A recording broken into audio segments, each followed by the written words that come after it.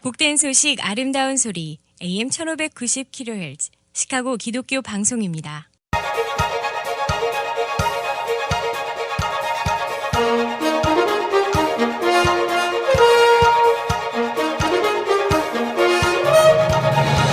김정일 해설위원의 시사 해설.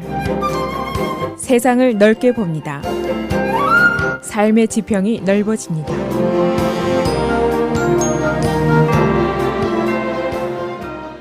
시사해설입니다. 상원이 어제 돌연히 새 의료안 표결을 연기 조치했습니다. 당초에는 7월 4일 연휴 전에 표결한다는 계획을 가지고 있었습니다만, 그러나 지난주 금주에 이 의료안에 반대 의사를 고집하는 공화당 상원 의원이 4명이 있었고, 그리고 의회 예산국의 분석 보고서가 나왔는데 2,200만 명의 무보험자가 10년 후에 생긴다. 그런 보고서입니다. 이 보고서가 나온 이후로 3명 정도의 공화당 상원의원이 더 반대 의사를 밝혔습니다. 그 반대 이유는 여러 가지입니다. 너무 깎는다, 너무 덜 깎는다, 또 토론 시간이 너무 촉박하다 등등 여러 가지입니다. 결국 상원 지도부의 판단은 이번 주 내에 표결에 승산이 없다, 이런 판단이었습니다. 그래서 다음 달로 일단 연기를 하기로 결정을 했습니다. 다음 달에 과연 어떻게 될 것인가? 공화당 측에서는 낙관적입니다. 통과를 할 수 있다. 그렇게 생각을 하면서 이 반대 의원들에 대한 대대적인 설득 작업을 이미 시작을 했습니다. 그런가 하면 민주당 쪽에서도 낙관적입니다. 상원안을 무의로 할 수 있다. 그런 생각입니다. 어느 쪽이 맞는지는 아직 분명하지가 않습니다. 단지 분명한 것은 싸움은 아직 끝나지 않았다. 또 의회 내의 설득 작전, 또 의회 밖에서의 압력단체들의 압력, 시민들의 시위, 전화, 광고, 이런 찬반 양론이 대대적으로 충돌을 계속하고 있다. 이것이 확실한 일입니다. 그래서 오늘은 상원이 돌연히 표결을 연기한 그 이유와 배경은 무엇인지, 연기 후에 과연 상원안의 운명은 어떻게 될 것인지, 그리고 내달까지 어떤 일이 벌어질 것인지, 여기서 우리가 배울 것은 무엇인지, 그런 점들을 말씀드리겠습니다. 상원 공화당의 미치 매커널 총무는 어제 표결 연기를 공식적으로 발표를 했습니다. 공화당의 반대 의원이 half dozen이 넘습니다. 2명이 반대하면 부결이 됩니다. 그러니까 공화당 지도부의 판단은 부결에 수모를 겪는 것보다는 연기라는 창피를 일단 당하는 것이 훨씬 낫다, 그런 판단입니다. 반대 이유는 말씀드린 대로 다양합니다. 중도적인 의원들, 네바다주의 딘 힐러 의원 같은 사람은 너무 깎는다, 이렇게 깎으면은 저소득층이 피해가 너무 크지 않느냐, 이제 그런 의견이고, 반대로 보수적인 의원들, 랜 폴 상원의원 같은 사람은 너무 덜 깎는다, 그런 주장입니다. 또 다른 일부에서는 비밀리에 지도부가 성안을 했고 발표를 하고 5일 만에 표결을 하라 그러면 어떡하느냐, 검토 시간이 없지 않느냐, 내 지역구의 반응도 들어야 하지 않겠느냐, 너무 성급하다, 이제 그런 이유도 있습니다. 이 공화당 지도부 일단 후퇴를 했습니다만은 전투가 끝난 것은 확실히 아닙니다. 공화당 지도부와 그리고 화이트하우스가 반대 의원들에 대한 집요한 설득 작전을 이미 계속을 하고 있습니다. 이 성급한 보수계 단체가 있는데 트럼프에 대한 충성파들입니다. 이 사람들은 네바다 상원의원, 반대 의원이죠, 딘 힐러에 대한 낙선 운동을 네바다에서 벌써 폈습니다. 낙선 광고를 게재를 했는데 여기에 대해서 매커널 총무가 대노했다, 그런 후문이 오늘 보도가 됐습니다. 공화당의 미치 매커널 총무는 포커페이스를 가지고 있다. 아주 무표정하지만은 설득과 교란 작업에 아주 능수능란한 정치인이다. 그런 평가를 받고 있습니다. 이미 반대 의원들에 대한 대대적인 설득 작전, 그리고 압력 작전이 이미 시작이 됐습니다. 어제 트럼프 대통령이 직접 전화를 했고, 마이크 펜스 부통령도 전화를 했고, 폴 라이언 하원 의장도 전화를 했고, 그리고 정치 헌금을 제공하는 큰 선들, 또 라비 단체들도 나섰습니다. 그래서 대대적인 공세를 펴기 시작했습니다. 과연 half dozen 정도 되는 반대 의견을 가진 의원들의 반대가 얼마나 오래 지속이 될 것인가, 그것은 의문입니다. 하원에서도 같은 일이 있었습니다. 3월에 하원 공화당이 표가 부족해서 폴 라이언 하원 의장이 표결을 당시에 연기했었습니다. 그리고 불과 6주 만에 다시 약간의 손질 후에 이 반대하는 의원들의 변심에 대한 명분을 어느 정도 주면서 재시도를 했습니다. 그래서 통과에 성공을 했었습니다.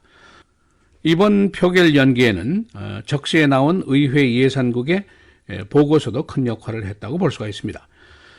2026년까지 메디케이드 수혜자가 1,500만 명이 줄어들게 된다. 그리고 정부 보조금이 깎이기 때문에 약 700만 명이 다시 무보험자로 되돌아가게 된다. 또 주정부가 수혜자를 줄이게 되고 서비스도 줄일 수밖에 없다. 양로원, 노인아파트, SSI 수혜가 모두 깎일 것이다. 이제 그런 얘기가 나오면서 여론이 악화가 되기 시작했습니다. 그러니까 상원의원들도 여론의 눈치를 보지 않을 수가 없게 되어 있습니다. 의회가 이제 휴회에 들어가게 되면은 의원들이 귀향 활동을 하게 되는데 지역 주민들의 의견 또 압력을 이제 받게 됩니다. 지금 의회 밖에서도 닥터 단체, 병원 단체 이런 의료 단체들을 또 환자 옹호 단체 이런 쪽에서는 상원 의료안에 대한 반대 캠페인을 활발하게 벌이고 있습니다. 그런가 하면 또 반대로 상공회의소라든가 전국 소매상협회 이런 단체들은 그러니까 기업단체들이죠. 이런 쪽에서는 상원안에 대한 지지 캠페인을 또 활발하게 벌이고 있습니다. 그런가 하면 노인단체 AARP 굉장히 강력한 압력단체인데 이 단체도 상원의원들에 대한 압력을 가하고 있습니다. 텔레비전 광고도 내고 있고 압력단체들이 벌써 활발하게 움직이고 있는데 한 상원의원 사무실에는 벌써 4만 5천 통의 전화가 왔다. 그런 보도가 오늘 나오고 있습니다. 이 7월 4일 연휴 이후에 상원이 어떻게 할 것인지 표결을 다시 시도하면 어떤 결과가 나올 것인지 아직은 확실하지가 않습니다. 확실한 것은 상원안 앞에 장애물이 많이 있다. 또 그리고 그것을 격파하기 위한 또는 유지하기 위한 쌍방 간의 대대적인 충돌이 계속될 것이다. 이것이 확실한 일입니다. 사실은 우리가 이런 충돌을 처음 본 것이 아니죠. 의견은 항상 다른 것이 있는 것이고 민주주의에서는 이 의견들을 놓고 어떻게 협상하고 어떻게 합의를 도출하는가 이것이 중요합니다. 이 과정에서 내가 이기려면 몇 가지 꼭 해야 될 것이 있습니다. 첫째는 이슈와 그 내용의 핵심을 확실하게 이해하는 것, 그리고 나의 생각이 뭔지 확실하게 정리하는 것, 이것이 중요합니다. 두 번째는 그 합의의 과정, 논쟁의 과정, 투쟁의 과정이 어떻게 진행되는가 그 룰을 확실하게 알아야만이 위너가 될 수 있습니다. 우리 커뮤니티는 그야말로 소수 중에 소수 커뮤니티입니다. 그래서 우리가 아주 똑똑하지 않으면 항상 2등 시민의 위치에 머물게 될 수가 있습니다. 한 예를 들면은 요즘 하나센터, 그러니까 이민보호운동 그리고 메디케이드 삭감 반대 운동을 펴고 있는데 주지사실에 전화하기 운동을 활발하게 벌이고 있습니다. 또 탐슨 센터 앞에 가서 시위도 벌이고 스프링필드에 가서 시위를 벌이기도 했습니다. 물론 다른 커뮤니티와 연계해서 네트워킹도 하고 있습니다. 이것이 굉장히 중요합니다. 우리가 소수인 만큼 다른 커뮤니티와 네트워킹 한다는 거 이것은 굉장히 중요한 일입니다. 자기 혼자서 이것이 정답이다라고 생각하는 데는 항상 한계가 있습니다. 자칫하면 우리가 매우 어리석게 보일 수가 있습니다. 정치인들에게 제일 무서운 것이 표와 돈이죠. 이것도 없이 가서 사진만 좀 찍자라고 자꾸 얘기를 하면은 정치인들이 겉으로는 그대들이 최고야, 잘한다 라고 얘기를 하면서 속으로는 참 이상한 사람들이네, 그렇게 생각을 할 수가 있습니다. 무엇보다도 중요한 것은 우리 커뮤니티의 교육과 계몽입니다. 커뮤니티의 전반적인 이해가 없으면 공동의 정책 의사 표현에 큰 한계가 있기 때문입니다.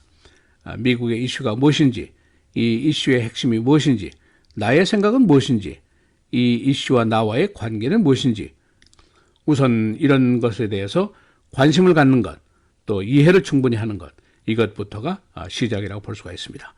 시사해설 김정일입니다.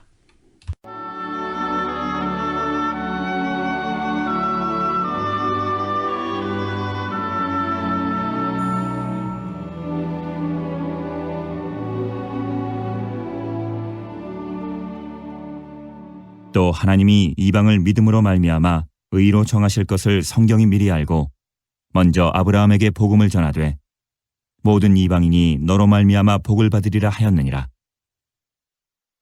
그러므로 믿음으로 말미암은 자는 믿음이 있는 아브라함과 함께 복을 받느니라.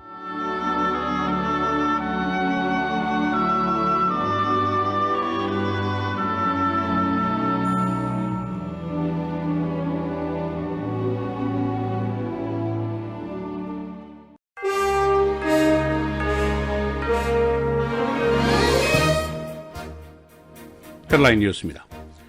상원은 어제 의료안 표결을 돌연히 연기했습니다. 통과에 필요한 표수 부족 때문입니다. 상원 지도부와 화이트하우스는 반대 의원들에 대한 대대적인 설득 작업에 나섰습니다. 한편 의회 밖에서는 기업 측 또 의료계 측이 서로 찬반 캠페인을 활발하게 벌이고 있습니다. 세계적인 컴퓨터 공격이 어제도 있었습니다. 유럽과 유크레인 등의 기업과 정부기관들이 컴퓨터에 피해가 있었습니다. 이 여파로 미국 내 식품과 제약회사 등 기업들의 컴퓨터에도 피해가 발생했습니다. 지난 5월에도 유사한 세계적인 컴퓨터 공격이 있었습니다. 멕시코 장벽 쌓기 2달을 남기고 있습니다. 그러나 아직도 세관 국경보호소는 공사업체 선정을 하지 못하고 있습니다. 2,000마일 벽 쌓기 공사비 계산이 150억 달러에서 660억 달러까지 다양한 예상이 나왔습니다. 홈랜드 시큐리티 디파트먼트는 210억 달러로 보고 있습니다. 전 공화당 부통령 후보였던 세라 페일런이 뉴욕타임스를 제소했습니다. 그녀의 변호인 측은 뉴욕타임스가 하원 의원 피격 사건 기사에서 페일런을 거론하면서 정치적인 폭력을 가했다고 주장했습니다. 그녀의 보상금 청구액은 7만 5천 달러입니다. 트럼프 대통령이 오늘 벌써 2020년도 재선을 위한 모금운동을 처음으로 펴기 시작합니다. 트럼프 타워 부근에서 열리는 모금운동, 참가비가 1인당 3만 5천 달러입니다. 그는 이미 700만 달러를 모금해놨습니다. 락웨인 맥다널 사건과 관련해서 3명의 시카고 경찰관이 어제 기소됐습니다. 이들은 사건 당시 경찰 총격의 정당성을 주장하면서 허위 보고서를 작성한 혐의를 받고 있습니다. 이들에게 적용된 법규는 음모, 사법 방해 등입니다. 마이클 메리간 하원 의장이 어제 민주당 측의 예산 지출안을 제시했습니다. 메리간과 거버너는 서로 양보 없이 증세 문제 그리고 정치적인 문제 등을 놓고 충돌을 해왔었습니다. 금년도 회계년도 마감은 내일입니다. 내일까지 새 예산이 통과되지 않으면 일리노이주는 3년 연속 예산 통과에 실패한다는 기록을 세우게 됩니다. 다운타운에 사슴 조각상이 섰습니다. 시카고 리버워크 부근 프랭클린과 레이크 스트리트 사이입니다. 높이 12피트, 길이 20피트의 파이버글라스 사슴입니다. 날씨입니다. 오늘 흐리고 바람이 많이 불겠습니다. 최고 81도, 목요일, 금요일 계속해서 흐리고 비, 목요일의 최고는 86, 금요일은 81도입니다. 토요일 맑고 흐리고 79도, 주일은 맑고 78도입니다.